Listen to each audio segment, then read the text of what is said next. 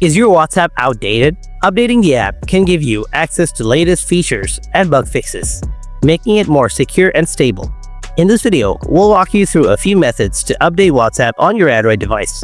Let's get started. Update apps from WhatsApp. Open WhatsApp, tap the three dots, scroll down, tap Apps Update. Turn on Auto Update. This will automatically update your WhatsApp on Android. Update WhatsApp via Google Play Store. The easiest way to update WhatsApp is through the Google Play Store. Here's how. Open the Google Play Store on your Android device. Tap on the search bar and type WhatsApp. Select WhatsApp Messenger from the search results. If an update button is available, tap it. The app will begin updating automatically. And that's how you can easily update WhatsApp on your Android device. For more helpful tech guides, be sure to subscribe and we'll see you in the next video. Thanks for watching.